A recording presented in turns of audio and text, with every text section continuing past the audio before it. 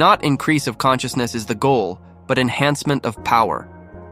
In our search for a meaningful life, each of us, whether consciously or not, chooses a core value around which we orient ourselves. For some, that value is wealth. For others, it might be status, social acceptance, happiness, pleasure, love, knowledge, or comfort. In this discussion, drawing on the insights of 19th century philosopher Friedrich Nietzsche, we'll explore the idea that if we truly want to maximize our health and fulfillment, the value we should place above all others is power. What is good? All that heightens the feeling of power, the will to power, power itself in man. What is bad? All that proceeds from weakness. Not contentment, but more power. Many people think of power as the ability to control others and bend them to their will. But that's not what Nietzsche meant. In fact, he saw this desire to dominate as a sign of weakness or insecurity, an inferiority complex trying to mask itself as strength. As he wrote, the will of the weak to represent some form of superiority, their instinct for devious paths to tyranny over the healthy. Where can this not be discovered? This will to power of the weakest. Nietzsche's idea of power isn't about domination.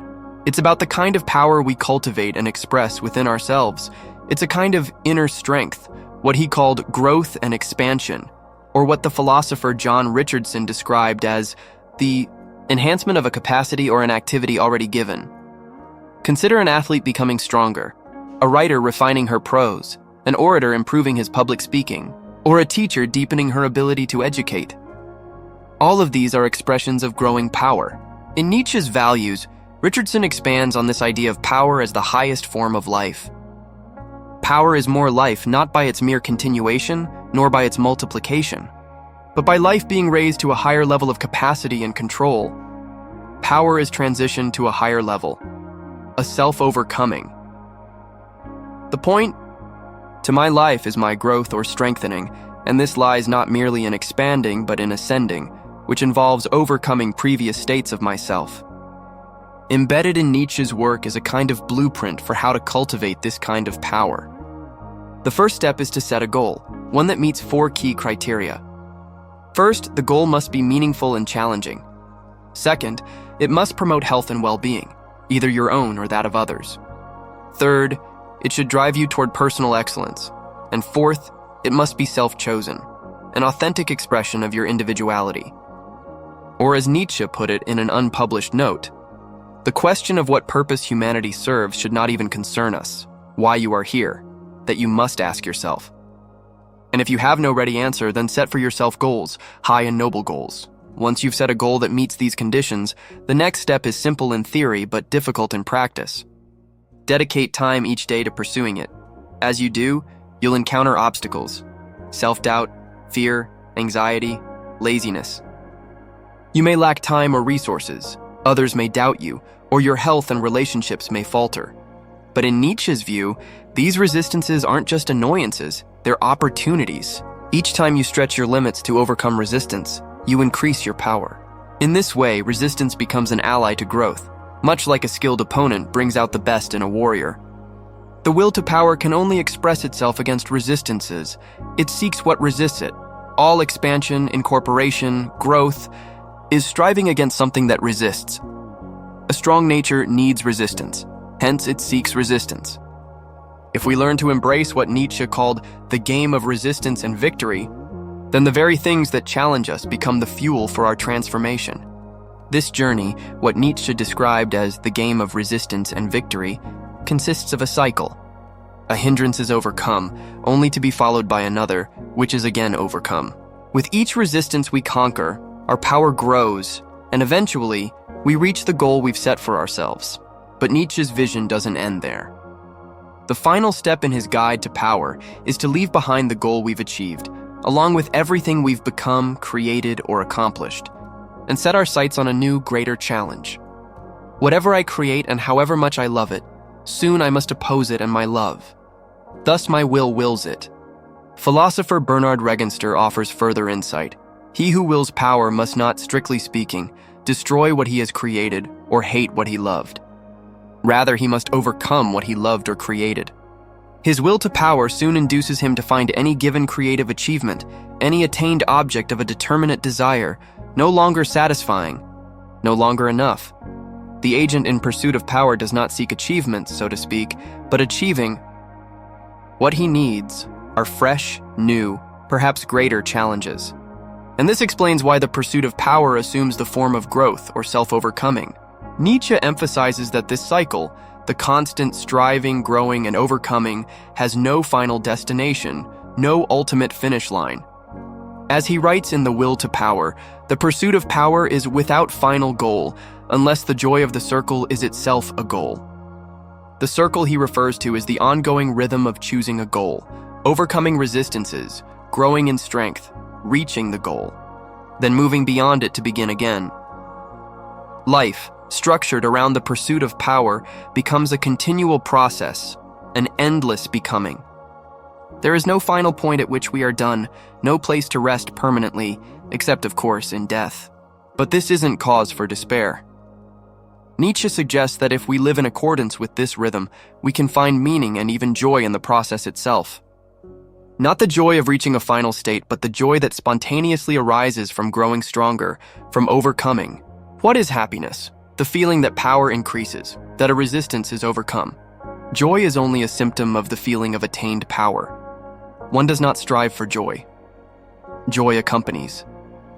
This ethic of power has profound implications for how we understand and relate to suffering. Suffering, for Nietzsche, isn't something to be avoided at all costs. Instead, it must be given meaning. Otherwise, it leads to nihilism, resentment, and despair. Nietzsche writes, "Man, the bravest of animals and the one most accustomed to suffering, does not repudiate suffering as such. He desires it. He even seeks it out, provided he is shown a meaning for it, a purpose of suffering. The meaninglessness of suffering, not suffering itself, was the curse that lay over mankind so far."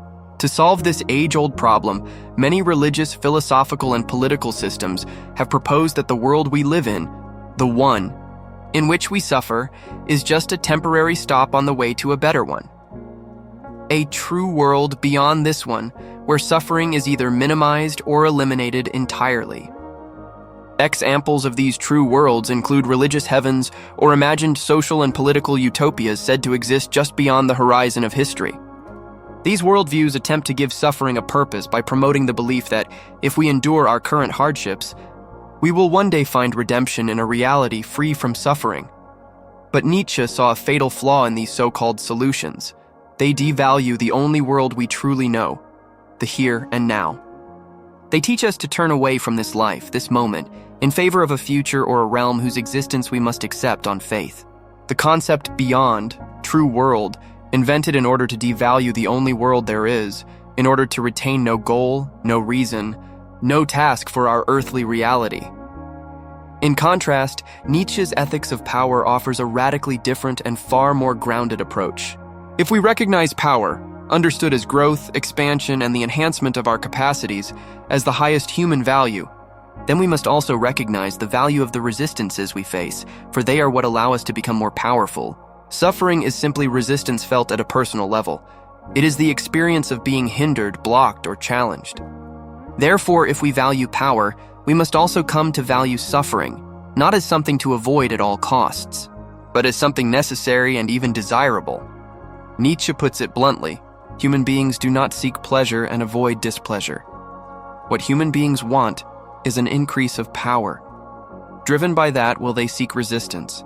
They need something that opposes it. Displeasure, as an obstacle to their will to power, is therefore a normal fact. Human beings do not avoid it. They are rather in continual need of it. Unlike the visions offered by religion, politics, or utopian ideologies, Nietzsche's worldview requires no leap of faith. It does not encourage us to place our hopes outside ourselves, in a god, a politician, scientific progress, or a future paradise. Instead, it calls for a sober confrontation with reality as it is, offering a solution to suffering that is immediate, tangible, and empowering.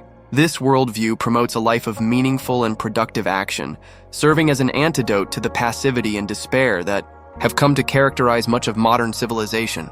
By choosing to partake in the circle of power, the cycle of setting goals, overcoming resistance, growing stronger, and setting new goals, we facilitate the actualization of our potential.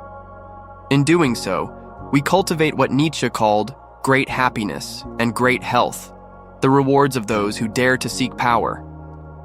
Pleasure appears where there is the feeling of power. Happiness, in the triumphant consciousness of power and victory. And as Nietzsche beautifully wrote in Thus Spoke Zarathustra, and life itself confided the secret to me. Behold, it said, I am that which must always overcome itself.